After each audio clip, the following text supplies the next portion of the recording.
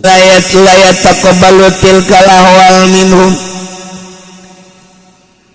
bahwa Kangjeng Rasul teu narima da dilarang ku Gusti Allah kana narima harta ti para munafikin, para musyrikin, para kafirin, teu diterima ku Kangjeng Nabi dengan bahasa ti Gusti Allah mere anjeun dek sadar dek teu sadar, rela dek teu rela, tetap layu taqabbala moal diterima, ulah moal narima sama sekali.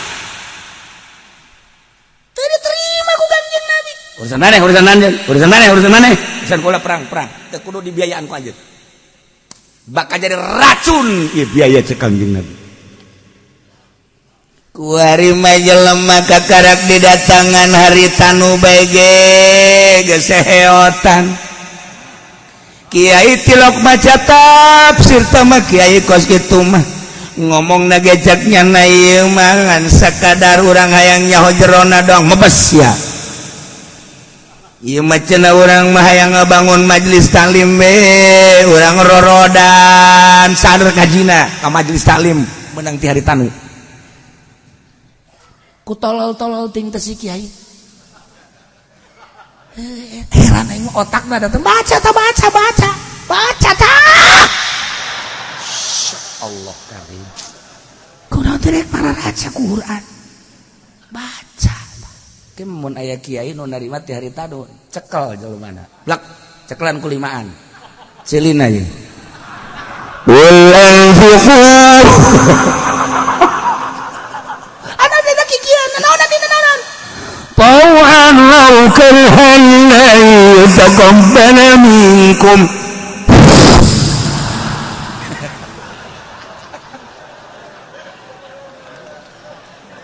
Atuh kunaon teh dihartikeun ieu? Awas ya pun bejakeun ka kiai tah. Masya Allah. Masjid teu kudu dibantuan ku hari tanu. Majelis teu kudu dibantuan ku hari tanu. Pondok pesantren teu kudu dibantuan. Lainnya na bae ku kafir-kafir teu kudu. Muslim kaya, mukmin kaya. Cenah nu ngabantuan ikhlasna heula sia. Lamun sia ibadah ka Allah ikhlas norojol ge kabeh. Ieu majelis ieu beakna aya 20 miliar leuwih ieu. Aya di dieu anu ngahaja-haja mere 100 juta. Sia henteu ge. Jeung Allah. Teu ngarasa burung komo sieun mah nginjem malah mah. Ya. Urangna ulah hayang. Ieu teh lamun kukula diizinan mah terus datang ka ditu dibangun ge. Datang ka ditu. Ngan kula mikir, poe Minggu aya geus siar geus sapopoe. Je ka aing liwat anu ngagerokeun bari itu. Orenganan jin. Ye ulah hayang. Tuh, pesantren tuh di Kresek guru kula, tuh di Banjar, di Bararangun. Henteu hayang ibadah, we. Masjid baheula dibangun. Henteu hararayangeun asal ikhlas ibadah. Geus kos kitu konsepna kiai mah. Masyaallah karim. Ulah hayang. Mobil ge ulah hayang, mobil ge hayang. Barang geus 15 tahun eueuh teh apa eueuh bae. Atuh emang teu hayang kan sia mah mentana ge.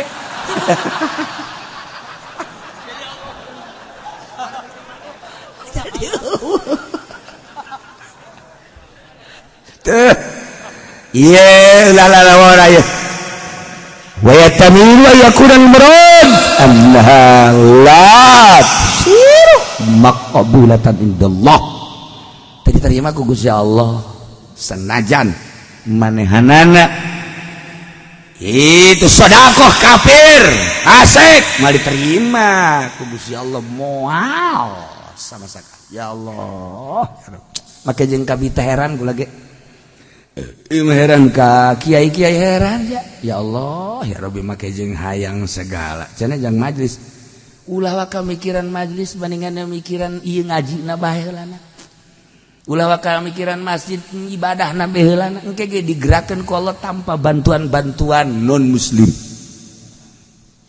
Ieu cenah henteu naon.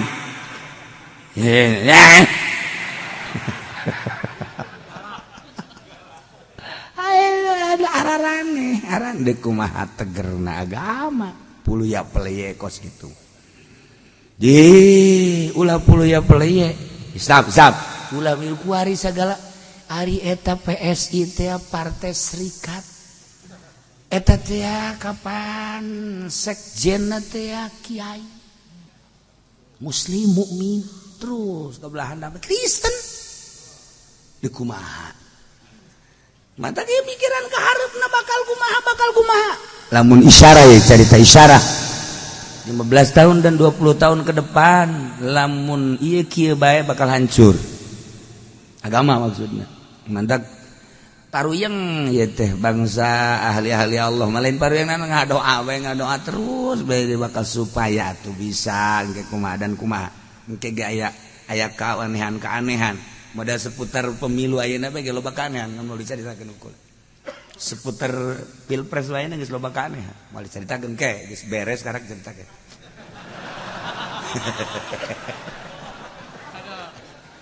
Ai kanehan waduh amin. Zikir illallah. Si kipudoli blon. Nu saurangna di ditu. Lamun mawa pistol masih ditembak.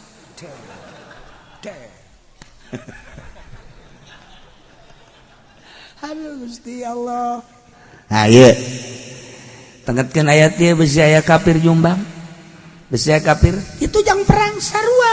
Ieu teh asbab burudna eta khusus tetapi umum maknana khusus tapi umum makna. Masyaallah ngeri. Wa ma manahum Tanyega ka para munafikin kana ditarima napakana merena illa annahum kafaru billah kecuali para munafikin teh kalalupur ka Allah wa bi rasul jeung ka rasul Allah wala yatuna salata illa wa hum kusala jeung teu ngalaksanakeun salat kecuali mumul sangheut wala yunfiquna illa wa hum karihun teu pura bere kecuali keheul sengit embung. Tilu rupa ciri munafik. Nomor kahiji apakah nanti diterima lantaran kufur. Nomor kedua apakah nanti diterima ku Gusti Allah lantaran mumul salat. Nomor ketilu apakah nanti diterima teh lantaran merena keheul tilu etalah anu bakal moal ditarima ku Gusti Allah lain apakah bae lantaran nu mantak teu ditarima teh ku Gusti Allah tadi geus dijelaskeun horenganan innakum kuntum qauman fasikin sebab ari nu pararasek mah anu kalafir mah eta bere-bebereana teh kapan lain perintah Allah geus hanya karena dorongan manusia hayang ulah dicacat ku manusia hayang di alam kamu ku manusia nu mantaknya nage salat sabenerna mah ngan di mana-mana aya jelema mun aya jelema kakarak daek salat munafik teh eueuh jelema tilok salat nah ieu ge lamun aya jelema salatna rapi jeung bagus jeung loba lamun eueuh jelema mah tilok eta ge incuna bau lamun loba jelema Allah akbar. Ayo jelema batu itu lagi gak usah santai salat lagi. Eta munafik eta kos kitu. Lamun aya jelema mah beuh sedekahna ge. Ti abdi 10 juta aya batur nomor diabdi 20. Aya deui batur. Ke abdi mah terakhir bae terakhir. beres abdi 50 terjadi ganjaran sebab hayang di alam ku manusia hate nama embung ria nu kitu ngaranna eta urang ibadah teh lillah ibadah teh atas perintah Allah masyaallah lempengkeun geurage ka Gusti Allah lempengkeun ka Gusti Allah ieu mah koski saya perang nyana 90 kali perang ayas pinuh urut pedang 90 kali perang nyana asal perang milu jadi sahabat zaman tabiin milu terus umurna panjang kabelah dieuna nyana ningali hiji jelema ibadah salatna bagus teu loba omong cicingna misah cek nyana teh ya teh si jelema ku bagus-bagus teuing kadeleuna datang nyana Assalamualaikum salah tangkep atuh aya sahabat aya naon ieu ka dieu teh cek jada pugu kula mandang ente kungeunaheun amat ci salat katinggalina nikmat ibadah ka Gusti Allah ulah nyarita kitu pan anjeun mah eta di awak tanda urut perang sabaraha kali perang 90 cek atuh geus ulah nyana kos kitu lah geus kula mah geus hese nyaritakeunana tuh perang henteu lain masalah perang cek ieu kadeuleur ku nikmat-nikmat teuing ibadah cek eta kadeuleur ku ngeunah teh ibadah kula sok memandang memperhatikeun eta boga rahasia naon sih atuh kieu bae cek yana eta perang maksudna hayang naon perang hayang ridho Allah ieu ge salat hayang ridho Allah geus eta kitu balik bae mendingan balik cek yana geus eta bae maksudna ridho Allah teh bener tah henteu balik teh ki ayas barang baliknya na kieu bae hayang ridho Allah bener aing sok kapopohokeun teh ridho Allah sakiana bener ya perang teh aing menang ridho Allah apa menang bebendo Allah kenyana nangkarak deui kieu kenyana diuk deui ke lempang ka hareup ke diuk dibere ta ku Allah lamun jelema deuk ka Allah kan dibere pemikiran jernih urang deuk ka mana pasti dibere urang deuk dagang aya teh pemikiran dagang urang endek tani aya teh pemikiran tani ya Allah mere urang dek kawin aya teh pemikiran kawin teh hatta dek maling dibere pemikiran maling ku Gusti Allah carana kieu Allah mah maha segala-galana dek naon bae dibere urang dek ka Allah bener teh dek ka Allah aya ge aya ieu urang di imah masing-masing datang ka dieu teh lain nang urang nang Allah lamun diaku nang urang eta adalah hijab ketika urang teu ngaku nyanggakeun Gusti ya abdi tadina eueuh ku ari aya geus aya abdi teh ditungtun ku Gusti diajak ka majelis taklim ka diaju teu meunang ngopi di jerona ge kiai majelis bagus tapi asana teu ngararenaheun beda jeung baheula keur majelis jore bebas perasaan cak lah maning ganti DB cenah kiai ulah make marmer abeh ngeunaheun ngopi berarti kan sian teu maksud ngaji deuk ngopi ye mah lain masalah marmer maksudna deuk ngopi apa deuk ngaji ceknya deuk ngaji bari ngopi tah maksud urang deuk ka mana maksud urang deuk ka Allah dek ka Allah mapan kudu boga ilmu teu bisa ka Allah tanpa make ilmu sebab cak dina usul fikih anna syartul mutaqarrib teh ayarifal mutaqarrabalahu syarat jelema nu deuk taqarrub ka Gusti Allah teh kudu nyaho anu ditaqarrubanana lamun urang deuk taqarrub ka Gusti Allah can nyaho ka Allah na atuh salah engke ka Mbah Jamrong salah berarti kan syarat itu mah di urang usul fikih kan nyatakeun syarat geus atuh berarti kan aya syarat teh ya engke di mana-mana aya di mana eueuh mata wujida wa matan tapa di mana aya syarat aya maksud di mana eueuh syarat eta keur nyaritakeun usul fikih tuh tuntuna mah babalang batan we ngaji kos kitu ngaji mah emang ngaji urang mah kos kieu ngaji ngaji jeung nu bodoh mengenai aing asa pinter padahal cek nu pinter les sakitu wacana naon kajeun deui lah pokona aing sia-sia Oke cerita syarat tapi ese usul fikih teh ese kan nyaritakeun syarat takos kitu geus min syartil mutaqarrib syarat jelema anu endek taqarrub ilallah aya arifal mutaqarrab kudu nyaho kan udek di taqarrubanana berarti kan syarat kudu nyaho ai nyaho teh ilmu Allah nyahoeun rencana urang hayang ka Allah ngan kudu boga ilmu ku Allah kan tah cak Allah teh keluar sia mah keluar mulai keluarnya na bari kuliah ka deuk ka mana ngaji ongkos saya eta nu mantak kuliah gaing ongkos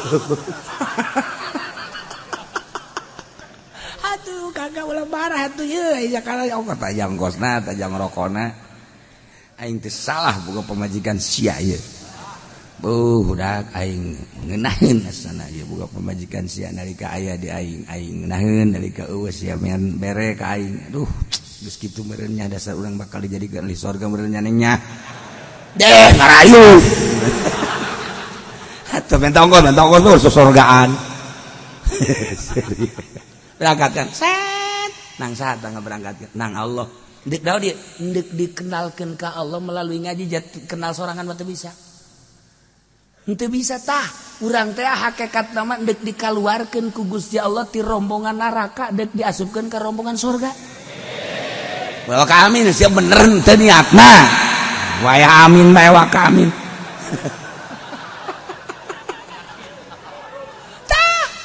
eta secara hakikat seperti itu secara hakikat bah di imana masing-masing anu berangkat jam 2 anu berangkat jam 3 anu berangkat subuh aya anu berangkat jam 7 aya anu diajakan ge ge reti lah bae lah ieu mah jang ngajina ge di Tangkal Ambon ieu lok neuleuh kiai aing mah wauna aing mah jeung tukang uduk macam-macam masalah guys tah masalah tah dar ratak asana urang lain nang Allah maksudna dek dinaonkeun dek dikaluarkeun ti rombongan bodoh ka Allah supaya nyaho ka Allah jangan teu langsung bisa make cara Allah ngaji teu kaharti ku urang hakikat teh kos kitu hakikat langsung ngaji diuk benengan tihang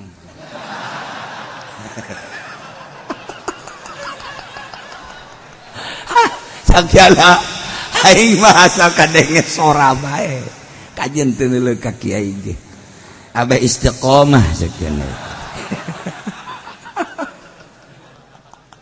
tah eta kos kitu tah urang teh lamun nyaritakeun hakikatna kitu tadi aku takut oh nya nyangakeun saminggu 2 minggu 3 minggu 4 minggu 9 minggu tat mulai oh kaharti nu mere pahamna mah tetep Gusti Allah nu ngadaekeunna Gusti Allah ikhtiarna di syariat urang tak ikhtiar orang buka ikhtiar berangkat dah nang Allah ikhtiarna orang datang dah geus nang Allah kabeh horeng hakikat nama urang dikaluarkeun ti rombongan anu bodoh diasupkeun ka rombongan pinter dikaluarkeun ti rombongan anu salah dek diasupkeun ka rombongan nu bener cara Allah ngaluarkeunana kos kitu det seminggu 2 minggu sabulan 2 bulan mulai ngarenyad nya tuh mulai deka Allah teh kudu nyaho aya Allah teh saha di mana kos kumaha pertanyaanna ge kos kitu Pan di mana Allah teh di mana teh nyaho ka Allah berarti kan lamun nyaritakeun di mana ayeuna Allah encan nyahoeun Allah mah teu boga ayeuna teu boga tempat teu boga zaman teu katutupan ku tempat ku zaman teu kaentepan ku tempat ku zaman ku waktu henteu Gusti tah mulai nyana ngahuleng oh Allah teh aya atuh aya cirina aya atuh iya dada melanana emang ieu nangieun saha sia mah pan tadi nanyakeun keunang Allah aya Allahna di mana Allahna mah henteu aya tempat sebab tempatna nangieun Allah geus lamun Allah aya tempat atuh okos makhluk Allah mah pan mukhalafa lil hawadits oh kitunya heuh haju gede apa letik terus beda eta ngaji kan lalaunan kenal geus ka Allah kayak ngaji tauhid urang tauhidna kakarak ge tauhid TK nu tadi tah engke na tauhid pertengahan engke tauhid rasa kalau mun geus ka rasa mah tauhid teh masyaallah weuna naonan ieu dunia nu kurang dibangga-bangga mun urang geus bertauhid rasa bakal nikmat ka Gusti Allah. Nah, lamun geus boga kanikmatan ka Gusti Allah, karasa engke ku balerea ge tenang, tentrem, senang. Sebab nyanana sumberna senang. Aya pa nu ngaji teh, cenah ngaji puyang aing. Nggodang amplop kosong malulu disebarkeun. Puyang ngaji di saja. Eta di urang rimpak teh puyang. Sebaranna kos kitu malulu.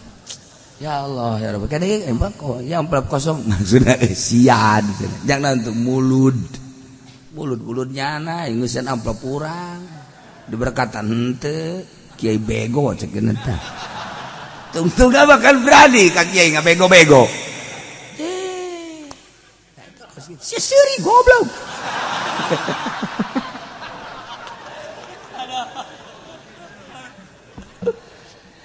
wa ma manahum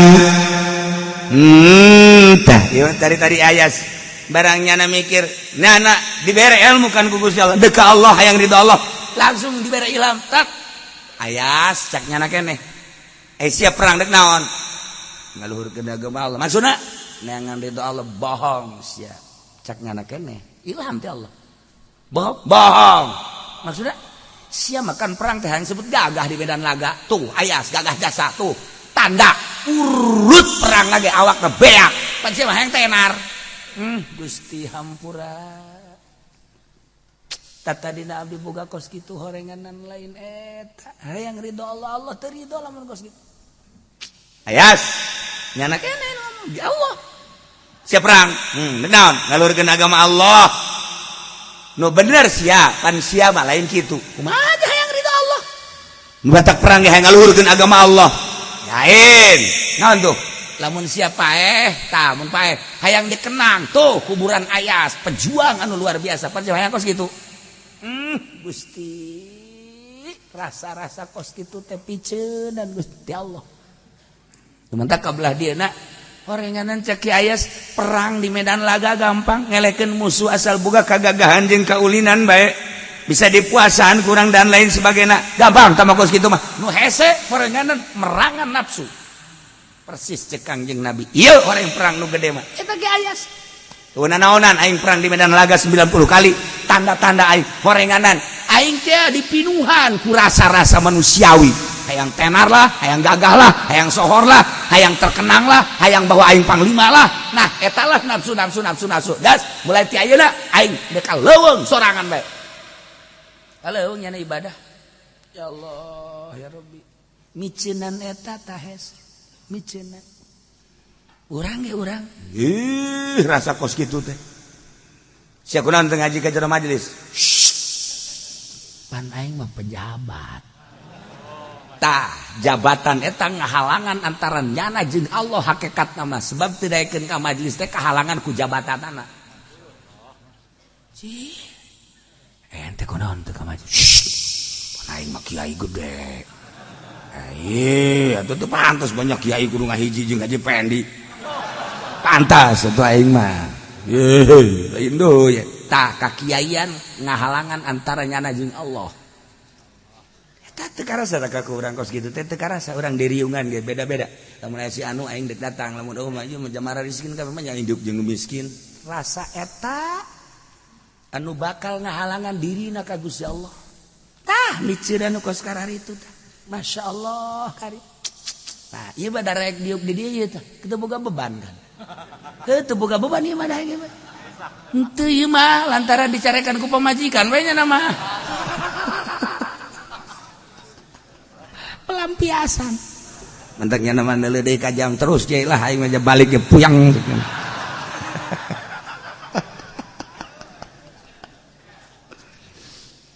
Teu aya nu ngahalangan ka para munafik kana teu ditarimanana pagata kecuali bahwa manehna kalupur ka Gusti Allah jeung Rasulna kakupuran teh ngahalangan kana dimakbul ku Gusti Allah jeung teu ngalaksanakeun salat ketika salatnya nama kudu kadeuleu bae ku manusia nalika teu kadeuleu mawahum kusala sangeuk mun teu kadeuleu ku manusia jeung deui wala yunfikunan teu burabere illa wa hum karihun kecuali manehna mah ngarasa rugi nya sebab dina pikiran hartana aing kok dibikeun ka batur tani-tani aing kok dikaluarkeun jang bakeun miskin dagang-dagang aing kok dikaluarkeun komo eta mah jang perang komo eta mah jang majelis salim sagala jang masjid teu hayang moal daekeun kecuali jeung kepentingan dirina partai lah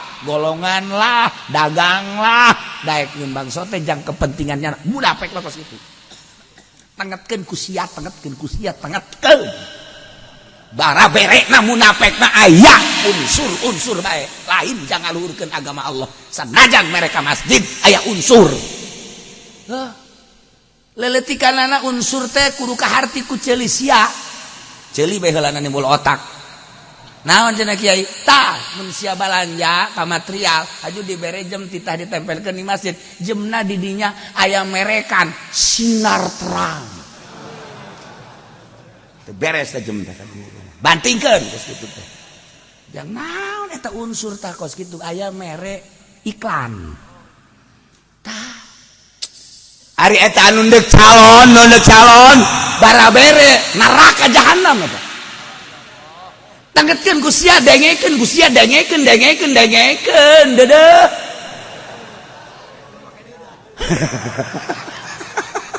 aing besi teu kaharti engke aing di neraka di akhirat besi katanyaan merena kandidat neraka jahanam nu mere jeung nu diberena neraka kudu nyaho ieu ayatna maksudna ieu patali jeung ayat masyaallah budak torek teuing sia ayata ya Allah ya Rabbi dikurang kumaha Allah mere ini kurang kumaha beberean jelema nu deuk calon DPR haram kadenge ku ceuli sia kadenge haju sia narima tolol haram Masya Allah kok baku kafir mah